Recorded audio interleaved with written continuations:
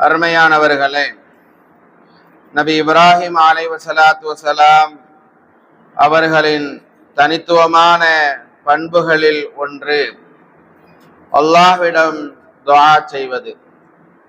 ஒரு காரியத்தை துவங்கும் போதும் ஒரு காரியத்தை முடிக்கும் போதும் பிரார்த்தனை செய்வார்கள் நபி இப்ராஹிம் அலைஹிஸ்ஸலாத்து வஸலாம் அவர்கள். அந்த துஆ எப்படி அமைந்திருக்கும் என்றால், தமக்கும் தம் சந்ததிகளுக்கும் அந்த துஆவில் ஒரு இடம் இருக்கும், ஊருக்கும் நாட்டுக்கும் ஒரு இடம் இருக்கும், இறை நம்பிக்கையாளர்களுக்கும் அதிலே ஓர் இடம் இருக்கும், மறக்காமல் தீனில் நிலைத்திருப்பதற்காக வேண்டி ஒரு கோரிக்கை இடம்பெற்றிருக்கும், மார்க்க பற்றுடன் வாழும் விண்ணப்பம் அதிலே இடம்பெற்றிருக்கும்.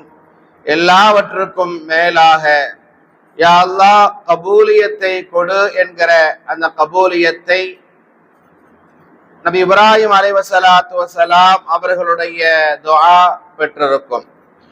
இறை நம்பிக்கையாளர்களாகிய நாமும் நம் வாழ்வில் அவசியம் இந்த பண்புகளை கொண்டவர்களாக வாழ வேண்டும். அருமையானவர்களே, நபி இப்ராஹிம் அலைஹிஸ்ஸலாத்து வஸலாம் அவர்களின் சுயநலமில்லாத இந்த பண்புகள் நாம் நம்முடைய வாழ்வில் ஏற்று நடந்திட முன்மாதிரியான பண்புகளாகும். ஆகவேதான் அல்லாஹ் ரப்பல் ஆலமீன் அது கானலக்கும் உஸ்வத்துன் ஹசனா ஃபி இப்ராஹீம வல்லதீன மஅஹு, இப்ராஹிம் அவர்களிடமும் அவர்களோடு இருந்தவர்களிடமும் நிச்சயமாக உங்களுக்கு ஒரு அழகிய முன்மாதிரி இருக்கிறது என்பதாக குர்ஆனினுடைய 60வது அத்தியாயம் 4வது வசனத்தில் அல்லாஹு தஆலா குறிப்பிடுகிறார். குறிப்பாக இப்ராஹிம் அலைஹிஸ்ஸலாத்து வஸலாம் அவர்களிடம் இருந்த தேச நலனும் சமூக அக்கறையும் மிகவும் கவனிக்க வேண்டிய ஒன்று. தாம் ஏற்றிருக்கும் கொள்கையை தம் தேசமும் தம் சமூகத்தில் பல்லாயிரக்கணக்கான ஆண்டுகளுக்கு பிறகு வரும் சமூகமும் ஏற்றுக்கொள்ள வேண்டும் என்ற ஆசை இருக்கிறதே, இது மிகவும் முக்கியத்துவம் வாய்ந்த ஒன்று. இப்ராஹிம் அலைஹிஸ்ஸலாத்து வஸலாம் அவர்கள் துஆ செய்தார்கள். அவர்களுடைய துஆ எப்படி அமைந்திருக்கும் என்றால், ஒரு காரியத்தை செய்கிறார்கள் என்றால் அந்த காரியத்தை செய்து முடித்ததற்கு பிறகு அவர்கள் கபூலியத்தை அல்லாஹ்விடத்திலே கேட்பார்கள். நபி இப்ராஹிம் அலைஹிஸ்ஸலாத்து வஸலாம் அவர்களுக்கு கஅபத்துல்லாவை புனர் நிர்மாணம் செய்கிற பணியை அல்லாஹ் தஆலா கொடுத்தான். இந்த கஅபத்துல்லாவை புனர் நிர்மாணம் செய்து முடித்ததற்கு பிறகு நபி இப்ராஹிம் அலைஹிஸ்ஸலாத்து வஸலாம் அவர்களும் அவருடைய மகனார் இஸ்மாயில் அலைஹிஸ்ஸலாத்து வஸலாம் அவர்களும் நின்று கொண்டு அல்லாஹ்விடத்திலே அவர்கள் கபூலியத்திற்காக வேண்டி துஆ செய்தார்கள். ரப்பனா தகப்பல் மின்னா இன்னக அன்த ஸமீஉல் அலீம். யா அல்லாஹ், எங்களுக்கு நீ கொடுத்த பணியை நாங்கள் நிறைவு செய்திருக்கிறோம், எங்களுடைய இந்த பணியை நீ ஏற்றுக்கொள்வாயாக. நிச்சயமாக நீயே யாவற்றையும் கேட்பவனாகவும் அறிபவனாகவும் இருக்கிறாய் என்பதாக அவர்கள் துஆ செய்தார்கள். தனக்காகவும் தன்னுடைய சந்ததிகளுக்காகவும் துஆ செய்வார்கள் நபி இப்ராஹிம் அலைஹிஸ்ஸலாத்து வஸலாம் அவர்கள். ரப்பனா வஜஅல்னா முஸ்லிமைன் லக்க, யா அல்லாஹ், எங்கள் இருவரையும் உன்னை முற்றிலும் வழிபடும் முஸ்லிம்களாக ஆக்குவாயாக என்று தங்களுக்காக வேண்டி துஆ செய்கிற நபி இப்ராஹிம் அலைஹிஸ்ஸலாத்து வஸலாம் அவர்கள் அடுத்து உம்மத்தம் முஸ்லிமத்தல் லக்க, எங்கள் சந்ததியினரிடமிருந்தும் உன்னை முற்றிலும் வழிபடும் ஒரு கூட்டத்தினரை, முஸ்லிம் சமுதாயத்தை ஆக்கி வைப்பாயாக என்றும் துஆ செய்தார்கள் நபி இப்ராஹிம் அலைஹிஸ்ஸலாத்து வஸலாம் அவர்கள். தனக்கு பின்னால் வரக்கூடிய சமுதாயம் எப்படி இருக்க வேண்டும் என்கிற அக்கறையோடு பிரார்த்தனை செய்தார்கள் நபி இப்ராஹிம் அலைஹிஸ்ஸலாத்து வஸலாம் அவர்கள். ரப்பனா வபஅஸ் ஃபீஹிம் ரசூலன் மின்ஹும் யத்லு அலைஹிம் ஆயாத்திக வ யுஅல்லிமுஹுல் கிதாப வல் ஹிக்மத வ யுஸக்கீஹிம். எங்கள் இறைவனே, மக்களிடையே உன்னுடைய வசனங்களை ஓதி காண்பித்து மக்களுக்கு வேதத்தையும் ஞானத்தையும் கற்றுக் கொடுத்து அவர்களை தூய்மைப்படுத்தக்கூடிய ஒரு தூதரை, ஒரு ரசூலை அந்த மக்களிலிருந்தே நீ அனுப்புவாயாக என்பதாக துஆ செய்தார்கள் நபி இப்ராஹிம் அலைஹிஸ்ஸலாத்து வஸலாம் அவர்கள். இந்த துஆவை குறித்து சொல்லுகிற போது நபிகள் பெருமானார் ஸல்லல்லாஹு அலைஹி வஸல்லம் அவர்கள் சொன்னார்கள், அன தாவத்து அபி இப்ராஹிம், நான் என்னுடைய தந்தை இப்ராஹிம் அலைஹிஸ்ஸலாத்து வஸலாம் அவர்களுடைய துஆவாக இருக்கிறேன்.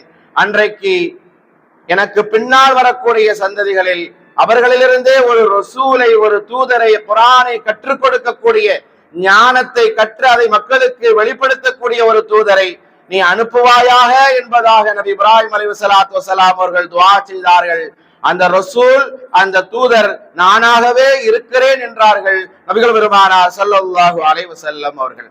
அருமையானவர்களே, தேசத்தை நேசிப்பதும் சமூகத்தை நேசிப்பதும் நபி இப்ராஹிம் அலைஹிஸ்ஸலாத்து வஸலாம் அவர்களினுடைய நடைமுறை. இன்றைக்கு தேசப்பற்று என்பது மதத்தை வைத்து பார்க்கப்படுகிற ஒரு நிலையை நாம் பார்க்கிறோம். உணவிலும் உடையிலும் ஸ்ரீராம் சொல்வதிலும் தான் தேசப்பற்று இருக்கிறது என்பதாக பேசப்படுகிறது.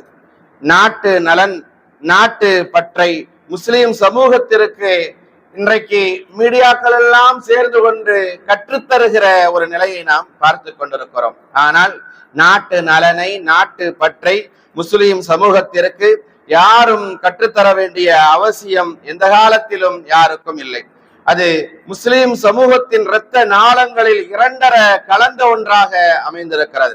தன் சமூகம் வாழப்போகும் நாட்டுக்காக வேண்டி துஆ செய்தார்கள் நபி இப்ராஹிம் அலைஹிஸ்ஸலாத்து வஸலாம் அவர்கள்.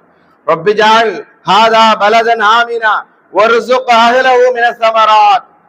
நபி இப்ராஹிம் அலைஹிஸ்ஸலாத்து வஸலாம் அவர்கள் தன்னுடைய மனைவி ஹாஜராமையார் அவர்களையும் தன்னுடைய கைக்குழந்தை இஸ்மாயில் அலைஹிஸ்ஸலாத்து வஸலாம் அவர்களையும் அந்த பாலைவனத்தில் அல்லாஹ்வினுடைய கட்டளைக்கு ஏற்ப விட்டுவிட்டு நபி இப்ராஹிம் அலைஹிஸ்ஸலாத்து வஸலாம் அவர்கள் அந்த நேரத்தில் தன்னுடைய குடும்பத்தார்களுக்காக மட்டுமல்ல, உலகத்தினுடைய எல்லா மக்களும் வாழுகிற, அவர்களுடைய உள்ளங்களை ஈர்க்கிற பூமியாக இருக்க வேண்டும் என்பதாக நபி இப்ராஹிம் அலைஹிஸ்ஸலாத்து வஸலாம் அவர்கள் அந்த பூமிக்காக, அந்த நாட்டுக்காக வேண்டி துஆ செய்தார்கள்.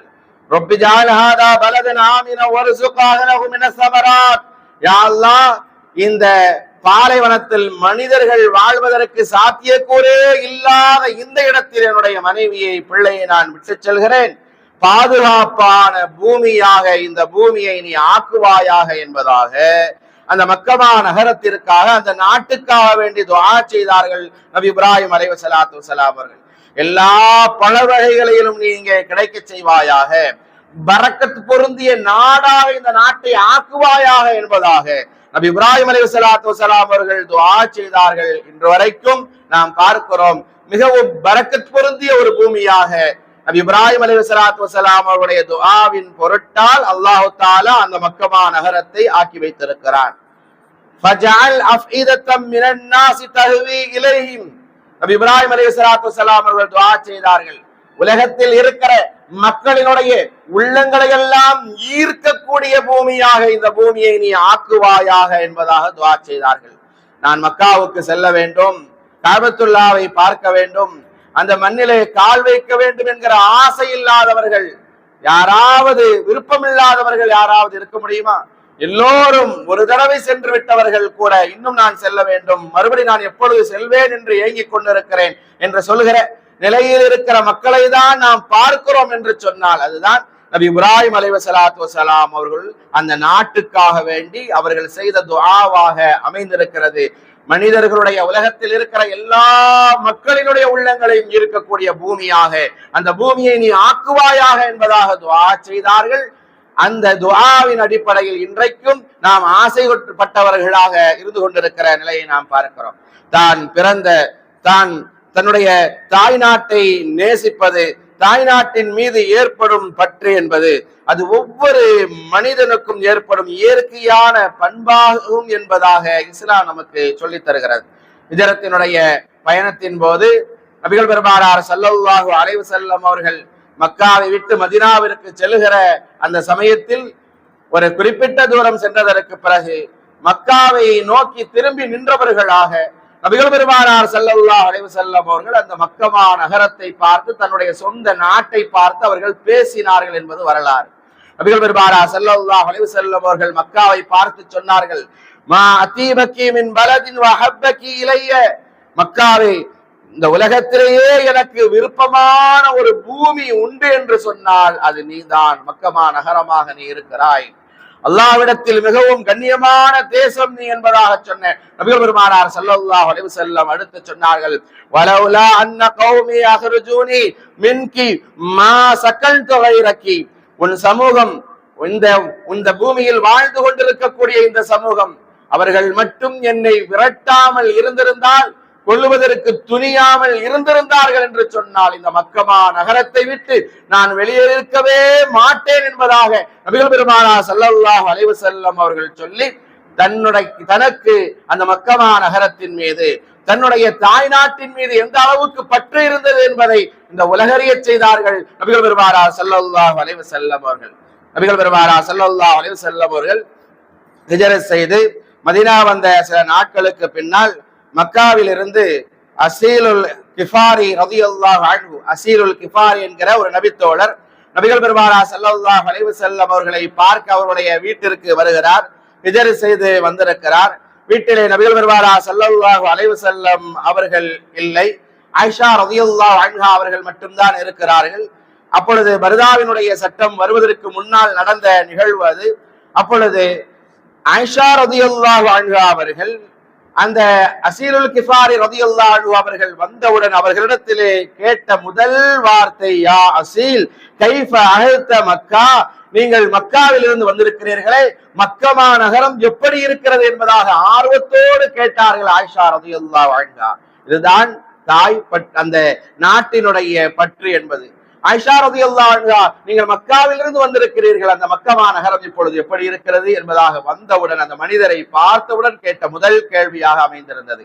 உடனே அந்த சஹாபி அவர் அந்த மக்கமா நகரத்தினுடைய நிலைகளை குறித்து ஆயிஷா ரலியல்லாஹு அன்ஹா அவர்களிடத்திலே விவரிக்க ஆரம்பித்தார். அந்த பசுமையான காட்சிகளை வார்த்தையால் வர்ணிக்க ஆரம்பித்த அந்த நேரத்திலே ஆயிஷா ரலியல்லாஹு அன்ஹா அவர்கள் சொன்னார்கள், கொஞ்சம் பொறுங்கள், நபிகள் பெருமானார் ஸல்லல்லாஹு அலைஹி வஸல்லம் அவர்கள் வெளியே சென்றிருக்கிறார்கள், அவர்கள் வரட்டும், வந்ததற்கு பிறகு அந்த வார்த்தைகளை நீங்கள் சொல்லுங்கள், மிகவும் சந்தோஷப்படுவார்கள் என்பதாக ஆயிஷா ரலியல்லாஹு அன்ஹா அவர்கள் கூறிய கொஞ்ச நேரத்திலேயே நபிகள் பெருமானார் ஸல்லல்லாஹு அலைஹி வஸல்லம் அவர்கள் வீட்டிற்கு வருகிறார்கள்.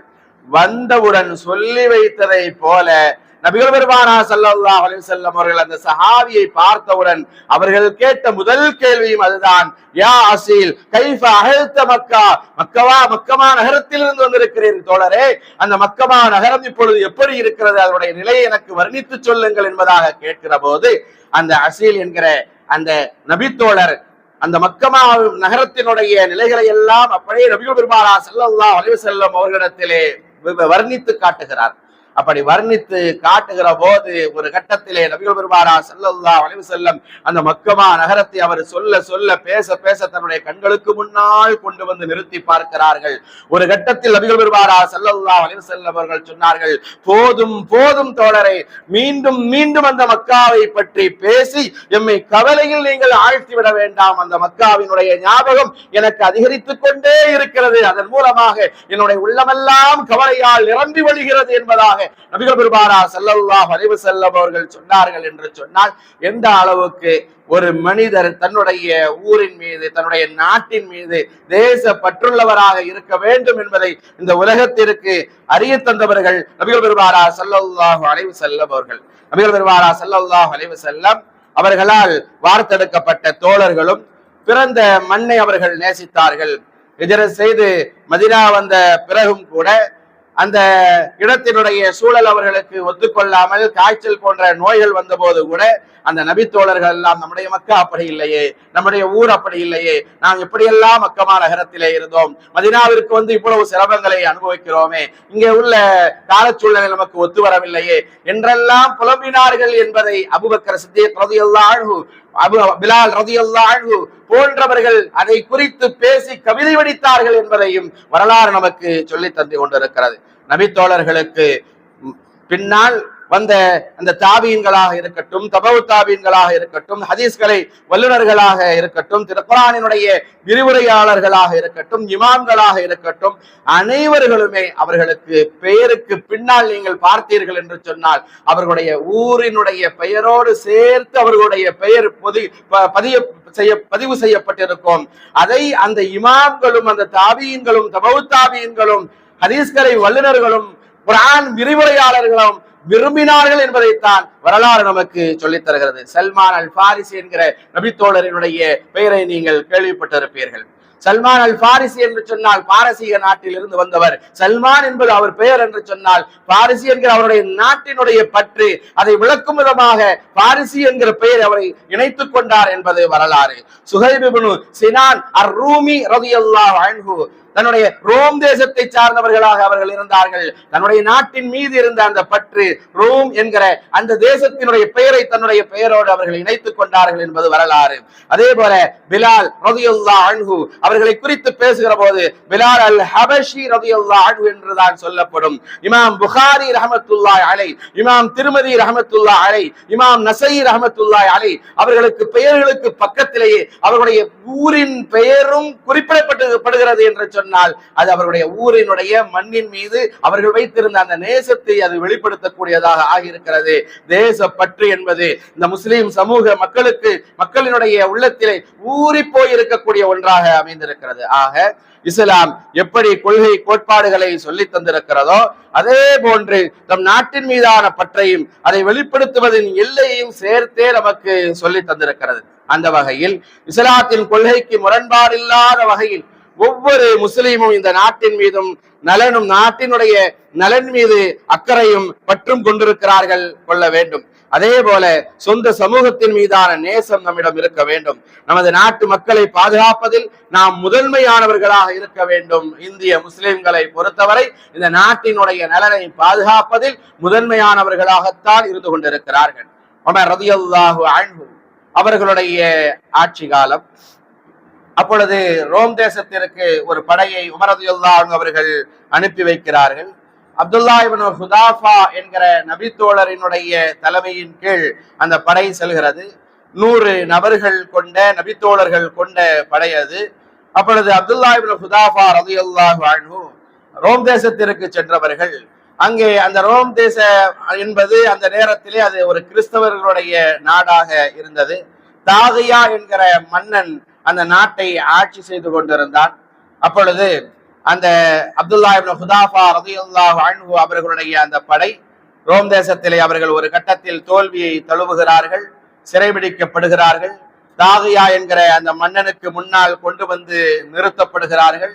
அப்பொழுது தாகியா என்கிற அந்த மன்னன் அப்துல்லா இப்னு ஹுதாஃபா ரலியல்லாஹு அன்ஹு அவர்களை பார்த்து சொல்கிறான், நீங்கள் கண்ணிமைக்கும் நேரத்திலும் கூட ஈமானை இழக்க மாட்டீர்களாமே, அந்த ரசூலுக்கு அந்த தூதருக்கு நீங்கள் மாறு செய்ய மாட்டீர்களாமே, எங்களுடைய அப்படிப்பட்ட ஈமான் உறுதிமிக்க நபர்கள் தான் எங்களுக்கு தேவை, நீங்கள் எங்களுடைய மதத்திற்கு வந்துவிடுங்கள் என்றெல்லாம் சொல்லுகிற போது அப்துல்லா இப்னு ஹுதாஃபா ரலியல்லாஹு அன்ஹு அவர்கள் மறுக்கிறார்கள். அப்படி இல்லை என்று சொன்னால் நீங்கள் எனக்கு இப்பொழுது என்னுடைய காலில் விழுந்து சஜிதா செய்ய வேண்டும், எனக்கு நீ மரியாதை கொடுக்க வேண்டும். அப்படி நீங்களெல்லாம் என்னுடைய காலில் விழுந்து சஜிதா செய்தால் உங்களை உங்களுடைய நாட்டிற்கு நான் அனுப்பி வைக்கிறேன். அப்படி இல்லை என்று சொன்னால் இந்த நாட்டிலேயே உங்களை குழி தோண்டி புதைத்து விடுவேன் என்றெல்லாம் எச்சரிக்கிற போது, மிரட்டுகிற போது அப்துல்லா இப்னு ஹுதாஃபா ரலியல்லாஹு அன்ஹு அவர்கள் ஈமானில் உறுதிமிக்கவர்களாக இருந்தார்கள். சொன்னார்கள் அந்த தாகியாவை பார்த்து, எங்களுடைய உயிரை நாங்கள் விட்டாலும் விடுவோமே தவிர நாங்கள் அல்லாஹுக்கும் ரசூலுக்கும் சிறிதளவு கூட நாங்கள் மாற்றம் செய்ய மாட்டோம். நாங்கள் கொண்டிருக்கிற அந்த ஈமானிலே உறுதியாக இருக்கிறோம்.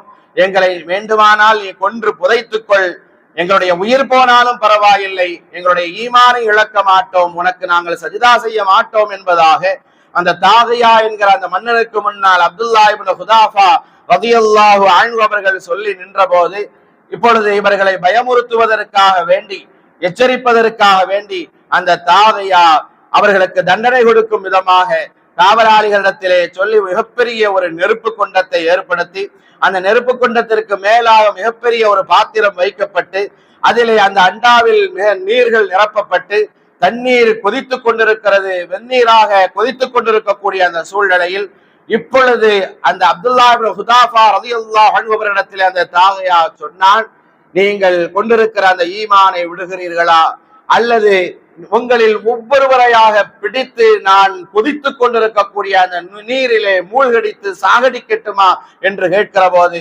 எங்களுடைய உயிரே போனாலும் நாங்கள் கொண்டிருக்கிற அந்த ஈமானை விடுவதாக இல்லை என்கிற ஈமானிய முனைப்போடு அந்த அப்துல்லா இப்னு ஹுதாஃபா ரலியல்லாஹு அன்ஹு அவர்களும் அந்த நபித்தோழர்களும் நின்ற அந்த நேரத்தில் இவர்களை எச்சரிக்கும் விதமாக, பயமுறுத்தும் விதமாக அந்த நபித்தோழர்களில் ஒரு நபித்தோழரை அழைத்து அந்த காவலாளிகள் பிடித்து செல்கிறார்கள்.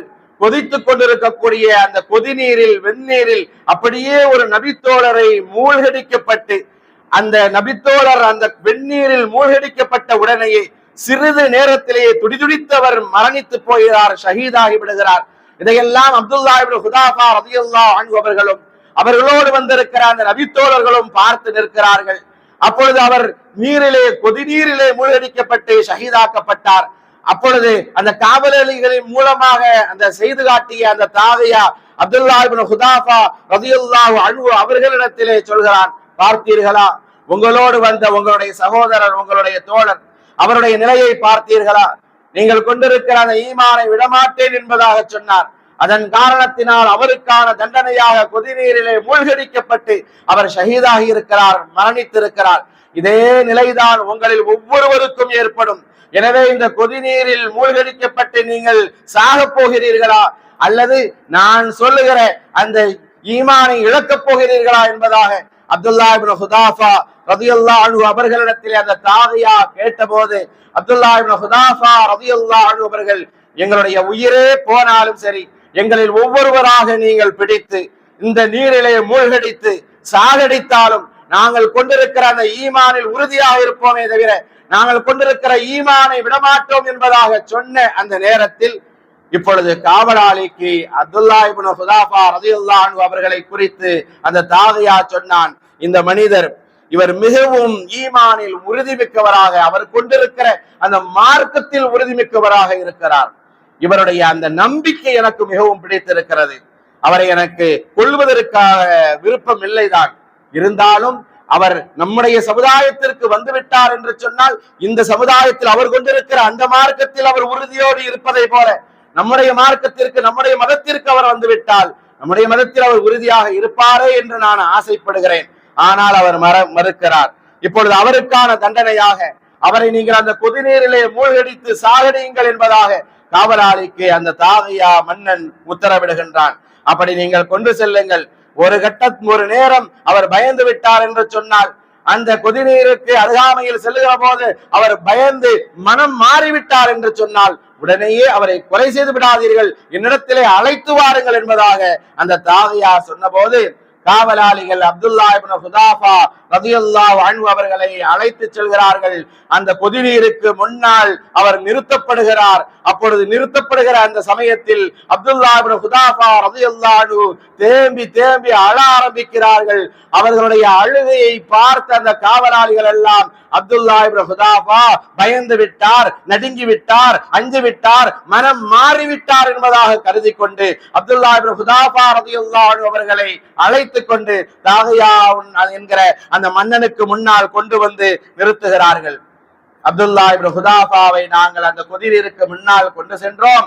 அங்கே நின்ற போது அவர் பயந்து போனார், அவர் அழுது விட்டார், எனவே மனம் மாறிவிட்டார் என்பதாக உங்களிடத்திலே கொண்டு வந்திருக்கிறோம் என்பதாக சொன்ன அந்த நேரத்திலே இப்பொழுது தாகியா என்கிற அந்த மன்னனை பார்த்து அப்துல்லா இப்னு ஹுதாஃபா ரலியல்லாஹு அன்ஹு அவர்கள் சொன்னார்கள், மன்னரே, நீ நினைக்கிறது மாதிரி நான் என்னுடைய உயிருக்கு பயந்து அழவில்லை. அப்போ எதுக்காக அழுத?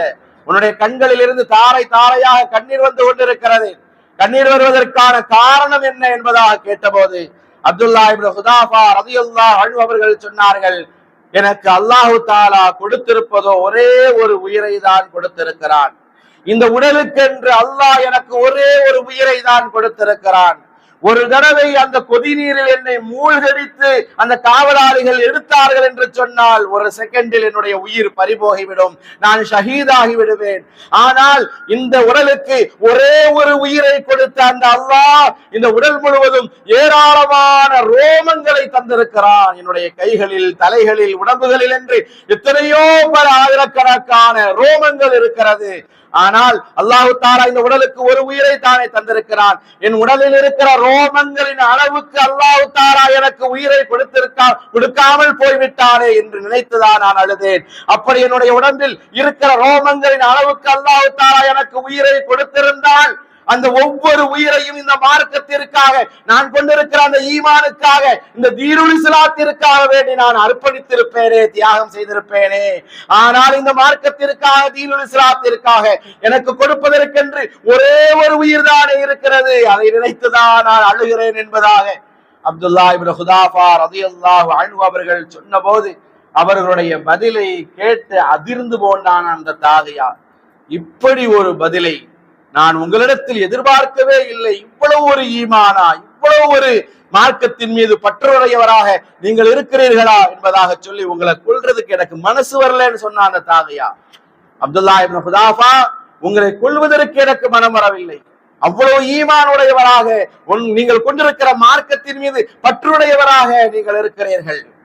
உங்களை நான் விட்டு விடுகிறேன், வேண்டுமானால் ஒன்று செய்யுங்கள், உங்களை நான் விடுதலை செய்கிறேன். நான் ஒரு நாட்டினுடைய ராஜாவாக, மன்னனாக இருக்கிறேன். எனக்கென்று ஒரு அந்தஸ்து இருக்கிறது, கண்ணியம், மரியாதை ஒன்று இருக்கிறது. நான் சொல்றதை நீங்க கேட்கல, எனக்கு மாற்றமாதான் நீங்க பேசிக்கிட்டே இருக்கீங்க ஆரம்பத்துல இருந்து. இப்பொழுது நான் சொல்லுகிற எதையாவது குறைந்தபட்சம் செய்யுங்கள்.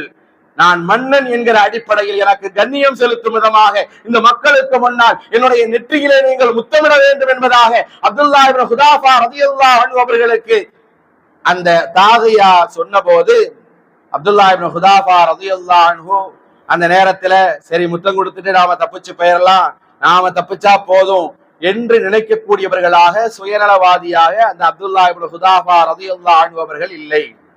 அந்த மன்னனிடத்தில் சொன்னார்கள், உன்னுடைய கண்ணியம் பாதுகாக்கப்பட வேண்டுமா, உனக்கு நான் மரியாதை கொடுக்க வேண்டுமா, நீ சொல்லுகிற அந்த மரியாதையை நான் செலுத்துகிறேன், உன்னுடைய நெற்றியிலே நான் முத்தமிடுகிறேன்.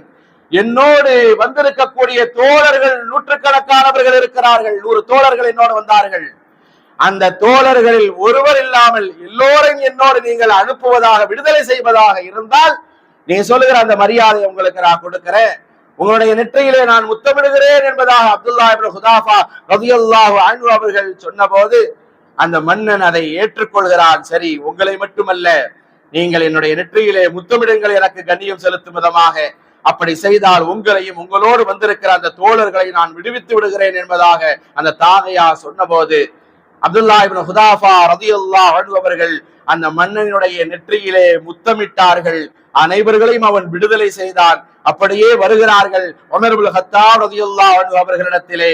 அங்கே மக்கள் எல்லாம் கூடியிருக்கக்கூடிய அந்த சபையிலே உமர் இப்னு கத்தாப் ரலியல்லாஹு அன்ஹு அவர்களிடத்திலே வந்து அப்துல்லா இப்னு ஹுதாஃபா ரலியல்லாஹு அன்ஹு நடந்த நிகழ்வுகளை எல்லாம் சொல்லுகிறார்கள். அப்படி சொல்கிற போது சூழ இருந்த மக்கள் எல்லாம், அப்துல்லா இப்னு ஹுதாஃபா அவர் ஒரு கோழையாக ஆகிவிட்டாரே, அந்த மன்னருடைய நெற்றியிலே இவர் முத்தம் கொடுக்க வேண்டும், முத்தம் கொடுக்காமல் நெஞ்சை நிமிர்த்தி இருக்க வேண்டாமா, உயிரை துறந்திருக்க வேண்டாமா என்றெல்லாம் ஒவ்வொருவரும் ஒவ்வொரு கருத்துக்களை சொல்கிற போது உமர் இப்னு கத்தாப் ரலியல்லாஹு தஆலா அன்ஹு அவர்கள் அந்த மக்களை எல்லாம், சுற்றி இருக்கிற அந்த மக்களை எல்லாம் பார்த்து சொன்னார்கள், நீங்கள் நினைப்பது போல அல்ல, அப்துல்லா இப்னு ஹுதாஃபா அவர் செய்த காரியம் என்பது அது சாதாரணமானதல்ல. ஹக்குன் அலா குல்லி முஸ்லிமின் அன் யுகப்பில ரஅஸ அப்துல்லா இப்னு ஹுதாஃபா. அப்துல்லா இப்னு ஹுதாஃபா அந்த மன்னரினுடைய நெற்றியிலே இன்றைக்கு முத்தம் கொடுத்து விட்டு வந்திருக்கிறார். அவருக்கு என்ன நீங்கள் முத்தம் கொடுப்பது? இந்த நேரத்தில் வாழ்ந்து கொண்டிருக்கக்கூடிய ஒவ்வொரு முஸ்லிமின் மீதும் கடமையாக இருக்கிறது அப்துல்லா இப்னு ஹுதாஃபாவினுடைய நெற்றியிலே முத்தமிடுவது என்பதாக சொல்லி, ஆனா அபுதவு பிதாலிக, இந்த காரியத்தை இப்பொழுது நானே ஆரம்பித்து வைக்கிறேன் என்பதாக சொல்லி அப்துல்லா இப்னு ஹுதாஃபா ரலியல்லாஹு அன்ஹு அவர்களை கண்ணியப்படுத்தும் விதமாக அப்துல்லா இப்னு ஹுதாஃபா ரலியல்லாஹு அன்ஹு அவர்களை கட்டி அணைத்து அவர்களுடைய நெற்றியிலே உமர் இப்னு கத்தாப் ரலியல்லாஹு அன்ஹு அவர்கள் முத்தமிட்டார்கள். அதை தொடர்ந்து ஒவ்வொரு நபித்தோழர்களும் அவர்களை கண்ணியப்படுத்தும் விதமாக அப்துல்லா ஹுதாஃபா ரலியல்லாஹு அன்ஹு அவருடைய நெற்றியிலே முத்தமிட்டார்கள் என்பது வரலாறு. அப்பொழுது உமர் இப்னு கத்தாப் ரலியல்லாஹு அன்ஹு அவர்கள் சொன்னார்கள், அப்துல்லா இப்னு ஹுதாஃபா அவருக்கான இந்த கண்ணியம் ஏன் தெரியுமா? அவன் சாதாரணமான செயலை செய்து வரவில்லை. அவர் மாத்திரமல்ல, அவரோடு சென்ற அந்த மக்களையும் அவர் பாதுகாத்து உயிரோடு காப்பாற்றி வந்திருக்கிறார். இதற்காக அவரோடு சென்ற அந்த மக்களை அவர் பாதுகாத்ததின் காரணத்தினால் அவருக்கான கண்ணியம் இது என்பதாக உமர் இப்னு கத்தாப் ரலியல்லாஹு அன்ஹு அவர்கள் சொன்னார்கள் என்று சொன்னால், ஒரு முஸ்லிம் தனது தேசத்தை நேசிக்கக்கூடியவனாக, தனது சொந்த சமூகத்தை பாதுகாக்கக்கூடியவனாக இருப்பான் என்பதை கவனத்தில் கொள்ள வேண்டும். ஒரு முஸ்லிம் என்பது தன்னோடு இருப்பவர்களை, தன்னுடைய ஊர் மக்களை, தன்னுடைய சொந்த நாட்டு மக்களை பாதுகாக்கக்கூடியவனாகத்தான் இருப்பானே தவிர அவர்களுடைய அழிவுக்கு எந்த நேரையிலும் எந்த சூழ்நிலையிலும் அவன் காரணமாக அமைய மாட்டான். அருமையானவர்களே, காஷ்மீர் பஹல்காமில் நடந்த பயங்கரவாத தாக்குதலை முஸ்லிம்கள் செய்தார்கள். முஸ்லிம்கள் ஆபத்தானவர்கள் போன்ற ஒரு பிம்பத்தை பாசிசவாதிகளும் மீடியாக்களும் இன்றைக்கு வாந்தி எடுத்துக் கொண்டிருக்கக்கூடிய ஒரு நிலையை நாம் பார்க்கிறோம். ஆனால் அதே நேரத்தில் காஷ்மீரில் தாக்குதல் நடந்த அந்த இடத்திலிருந்து வந்த சகோதர சமுதாயத்தை சார்ந்தவர்கள் சொல்லுகிற அந்த செய்திகள் என்ன? முஸ்லிம்களை, இஸ்லாமியர்களை நீங்கள் குறை சொல்லாதீர்கள், அவர்கள்தான் எங்களை பாதுகாத்தார்கள், அவர்கள் எங்களுடைய சகோதரர்கள் என்பதாக சொல்லுகிற நிலையை இன்றைக்கு நாம் பார்த்து கொண்டிருக்கின்றோம். அருமையானவர்களே, பேஸ்புக்கு, வாட்ஸ்அப்பு இது போன்ற இணையதளங்களை பயன்படுத்தக்கூடிய நம்முடைய சமுதாயத்தினுடைய இளைஞர்கள், நம்முடைய சமுதாயத்தினுடைய மக்கள் அதை மிகவும் கவனமாக கையாள வேண்டிய ஒரு கால சூழ்நிலையில் நாம் இருக்கிறோம். என்னதான் நமக்கு சமுதாய உணர்ச்சி அதிகமாக இருந்தாலும் நாம் கவனத்தில் வைக்க வேண்டும். நம்முடைய வீட்டு பிள்ளைகளுக்கும் நாம் சொல்ல வேண்டும், இளைஞர்களுக்கு சொல்ல கடமைப்பட்டிருக்கிறோம். எந்த நிலையிலும் நாம் எங்கேயும் எந்த ஆபத்திலும் சிக்கிக் கொள்ளக்கூடாது. எல்லா நிலைகளிலும் நிதானத்தை நாம் கடைபிடிக்க வேண்டும்.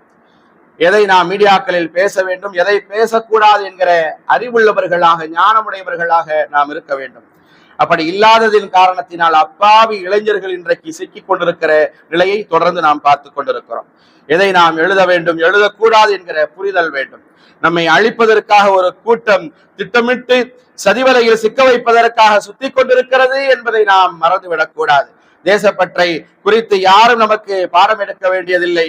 இந்த இந்திய தேசத்திற்காக இரத்தத்தை சிந்தியவர்கள் இஸ்லாமியர்கள் என்பதுதான் உண்மை வரலாறாக அமைந்திருக்கிறது. நாம் நமது நாட்டின் நலனுக்காக பாடுபடுவோம், சமுதாய உணர்வோடு வாழ்வோம், பாசிசத்தை வேறறுப்போம், நமது நாட்டில் அமைதி நிலவ இறைவனிடத்திலே அதிகமாக நாம் துஆ செய்வோம். அல்லாஹ் சுப்ஹானஹு வ தஆலா அமைதியான ஒரு நிலையை நம்முடைய குடும்பத்தில், நம்முடைய நாட்டில், நம்முடைய ஊரில் ஏற்படுத்தி தருவாராக. ஆமீன். வாஹிர் தஅவானா அனில் ஹம்துலில்லாஹி ரப்பில் ஆலமீன். யா ரஹ்மானே, எங்களின் பாவம் நீங்கிடச் செய்வாயே.